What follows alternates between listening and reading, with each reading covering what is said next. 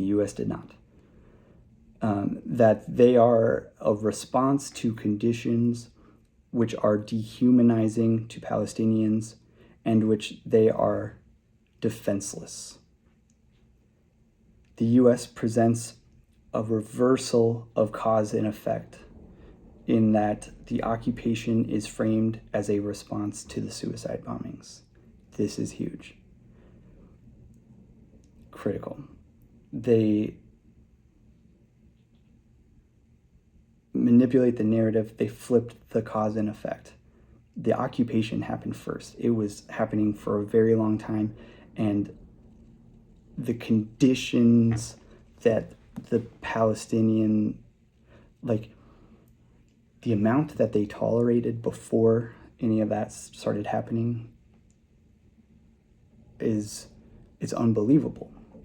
And so if the occupation is invisible, then the Palestinian defense seems wildly irrational and makes them look inherently violent and hateful. And that's how they were portrayed. And that's how Egypt and Syria and Iran, they're always portrayed that way. Notice, please notice, whenever they're covering conflict in that area, they are only presenting it from this hateful, listen, like, consider the language that they use. The aggressors' attacks, these really dehumanizing, evil, crazed maniacs, right? As opposed to what they really are, and which is just desperate people in hell already. So, you know, what else are you going to do? How they have no other way to fight back. And then critical here, right? And again, they postured, they changed the cause and effect as the occupation as a result of the bombings, right? And at the same time, posturing themselves as defensive. Israel is always presented as reactive.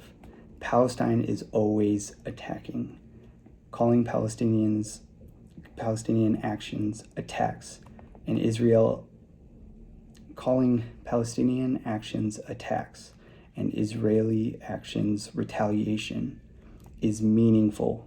It's meaningful. Retaliation suggests a defensive stance in response to violence initiated by somebody else. It places the responsibility for the violence on the party provoking the retaliation. In other words, Palestinian violence, like the suicide bombings, is seen as aggression. They are provoking it. They are doing it first. And thus as the cause and the origin of the conflict, which could not be further from the truth. Notably here, too, and we jump here a little bit, Israel strategically, since 9/11, Israel's strategy has been to frame all Palestinian actions, violent or not, as terrorism, effectively allowing them to rebrand their illegal military occupation as part of America's war on terrorism. They hijacked that whole movement. And American journalists have been emotionally manipulated into believing that that's true.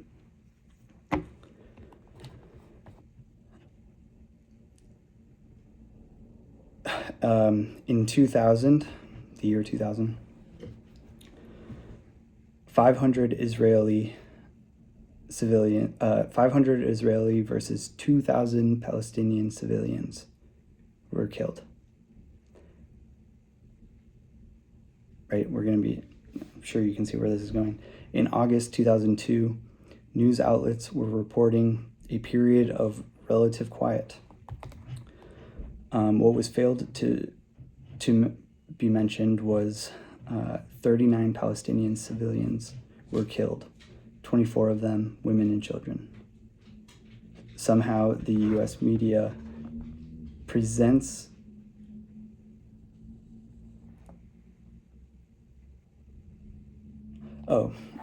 24 of them women and children. Somehow the US media presents victims on both sides, but Israel are nearer and dearer.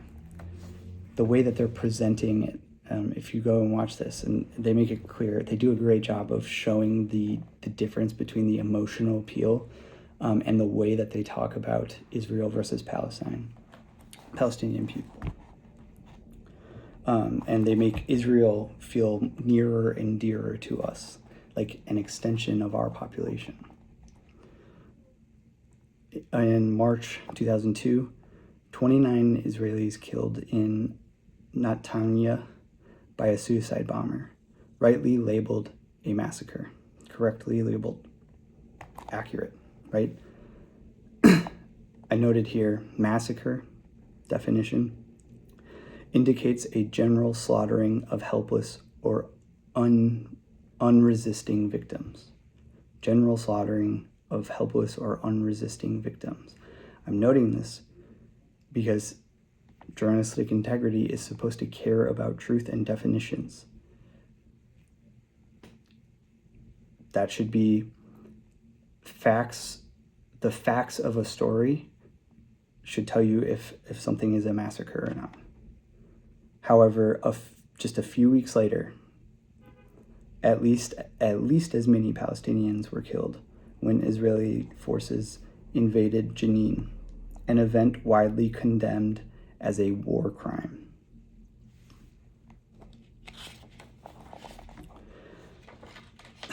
The U.S. News downplayed Jenin and questioned or dismissed the possibility of a massacre.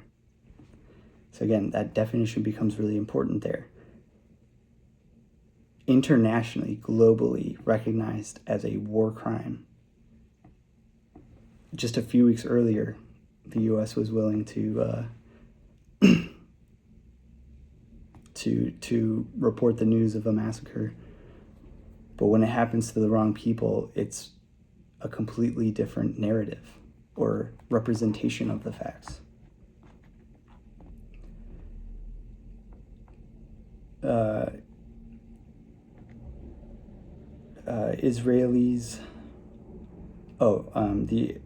Israeli population, the settlers, the military, citizens, etc. They're all presented in the U.S. in very humane ways. You get their names. They have these very emotional stories. You get their background, what they did for a job, what their interests are, right? Palestinian victims are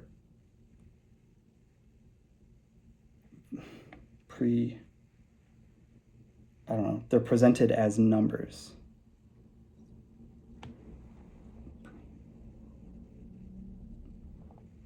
What the fuck was that? Palestinian victims presented as like numbers, statistics, and also presented as a consequence or the price to be paid for being associated with Palestine.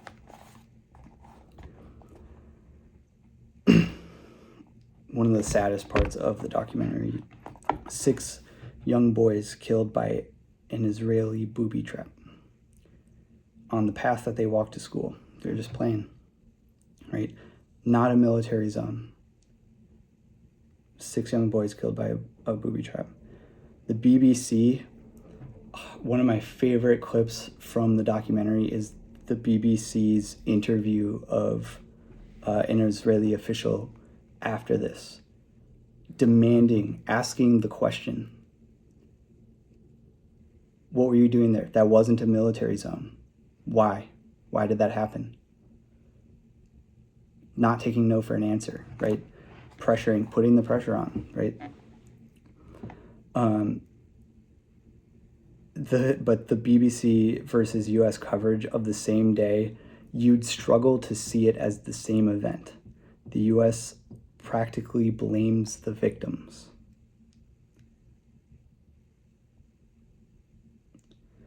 It is possible for journalists and media outlets committed to independence and balance to show the humanity of both Israelis and Palestinians.